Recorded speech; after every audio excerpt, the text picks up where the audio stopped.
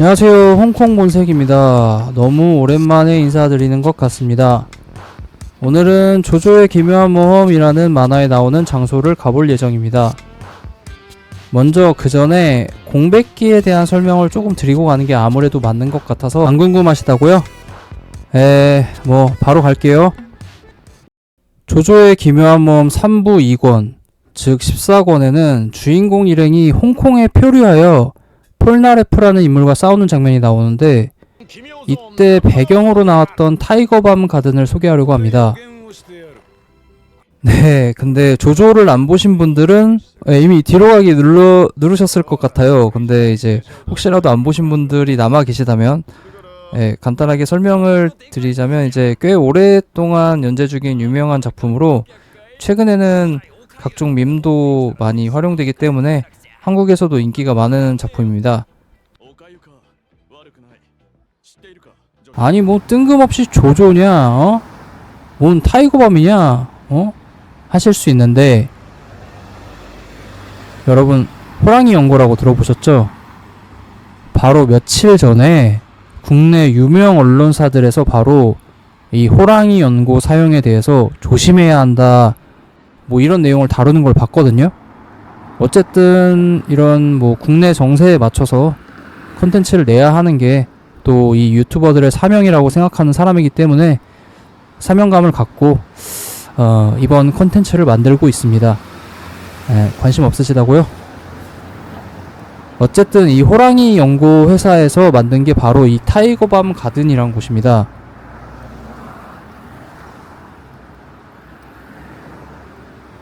조조에 나왔으니까 조조 관련 게임에 등장하는 건 당연하지만, 특이점으로는 슈퍼 스트리트 파이터 2에도 나왔다는 점입니다. 오, 발음 너무 어려운데요? 슈퍼 스트리트 파이터 2에 페이롱이라는 캐릭터가 있는데, 이 캐릭터의 스테이지로 나옵니다. 자, 여기서 또 본의 아니게 제 실력을 보여드리게 되네요. 다들 오해하실까봐 말씀드리는데, 제가 페이롱이고 컴퓨터가 류입니다. 컴퓨터 너무 못하네요.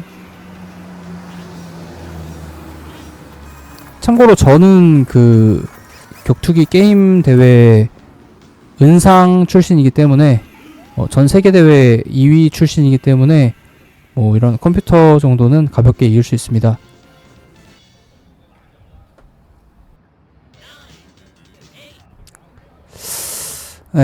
컴퓨터를 가볍게 이겨주고 저는 타이거밤 가든으로 향하겠습니다. 근데 아까부터 제가 어딘가로 가는 영상을 틀어놨었는데, 이게 그냥 틀어놓은 게 아니고 타이거밤 가든을 가는 길을 제가 촬영해 놓은 겁니다. 확실히 센스 있는 유튜버는 여기 왼쪽에 작게 보이는 아파트 있잖아요. 저기가 저도 들어가 보진 않았는데 인스타 핫스팟으로 유명한 아파트라고 합니다. 일단 조금만 더 가까이서 한번 보고 가던 길 마저 가도록 하겠습니다. 네, 지금 앞에 보이는 건물이고요. 지금 가던 길 반대 방향으로 다시 가야 타이거밤 가든이기 때문에 다시 돌아가겠습니다. 지금 있는 인스타 아파트가 여기고 타이거밤 가든이 여기니까 거의 다 온 거라고 할 수 있습니다. 근데 여기를 방문하시려면 아무나 방문하실 순 없고요. 미리 인터넷 사이트에서 신청을 하고 가셔야 합니다. 한 타임에 20명 정도로 제한하고 있어서 은근 경쟁이 빡센 투어니까 유의하시기 바랍니다. 네, 말하는 사이에 도착했는데 타이거밤 가든은 어디에? 일단 찾아보니까 2000년대 초반에 재개발 위해서 철거가 되었고 맨션하고 정원만 남아있다고 하네요. 홍콩이 또 한 번 홍콩했다고 할 수 있죠. 진정한 자본주의 그 자체입니다. 그런데 알고 보니까 만화책에도 해당 내용이 있더라고요. 왜냐면 이 만화가 나온 시점은 1990년대 초반이지만 우리나라에 정발된 건 2010년대였기 때문에 그 내용이 반영된 것 같습니다. 여기 보시면 이렇게 나와 있더라고요. 아, 볼나레프. 진작 말해줬어야 할 거 아니야.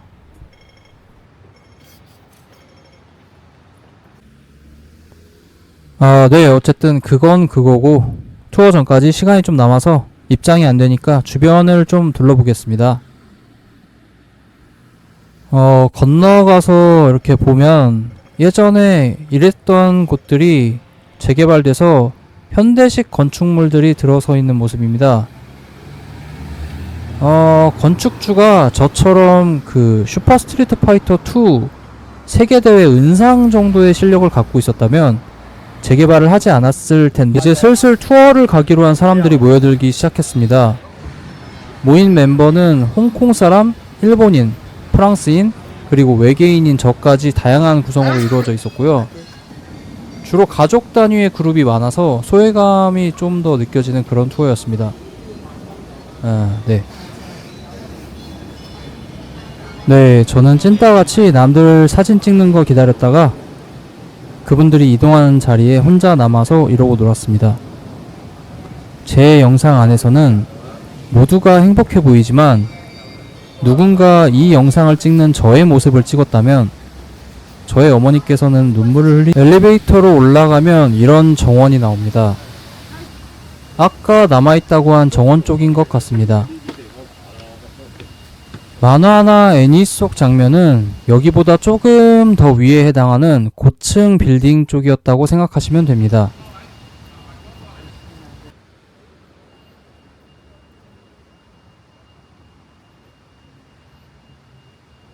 여기가 또 남아있다고 한 그 맨션이죠.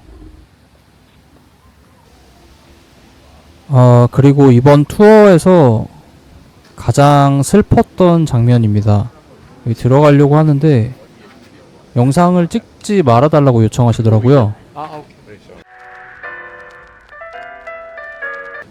네, 안타깝지만 여기서부터는 사진으로 어느 정도 가볍게 설명하고 마치도록 하겠습니다. 사진 촬영은 가능하고요. 영상 촬영하고 음성만 안 된다고 하시는 걸 봐서는 그 가이드 내용을 지키는 게 아닐까 싶네요.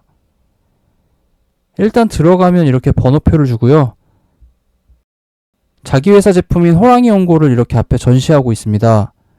물어보진 않았는데 팔진 않는 것 같더라고요. 뭐 어차피 홍콩 편의점이나 약국에서 쉽게 구하니까 상관없겠죠?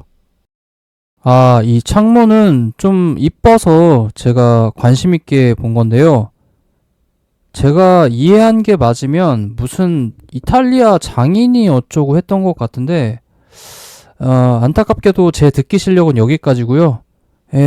여러분도 광동어 듣기평가 6급 시험 치시고 싶으시면 여기로 오시면 됩니다. 시험 시간은 2시간에서 3시간이고요. 뭐 그거 감안하시고 오시길 바랍니다. 네, 뭐 이렇게 대충 안에 특이사항은 없고요. 뭐 사실 그 뭐라고 말하는지 하나도 모르겠고요. 광동어로 얘기해갖고 둘러보고 나면 그 바깥으로 다시 나가서 설명 한번 더 해주시고 그렇게 투어가 종료됩니다. 아, 근데 제가 광동어라고 얘기했는데 그 영어로 그 여쭤보면 영어로 대답해 주시는 분이 같이 동행하시긴 하시거든요. 네, 그거를 이제 계속 여쭤볼 수는 없기 때문에. 네. 마지막으로 잡다구리한 것들 좀 정리하고 가겠습니다. 만화책에서 홍콩이 처음 나온 요 페이지의 세 장소 아시는 분들은 아시겠지만 각각 빅토리아 하버, 존스톤 로드, 그리고 리펄스 베이의 틴하우 사원입니다.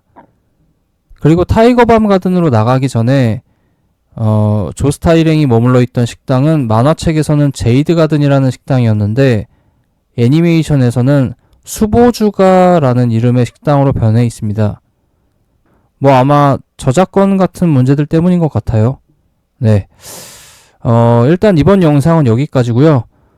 다음에도 다채롭고 재밌는 영상으로 찾아뵙도록 하겠습니다. 홍콩 본색이었습니다.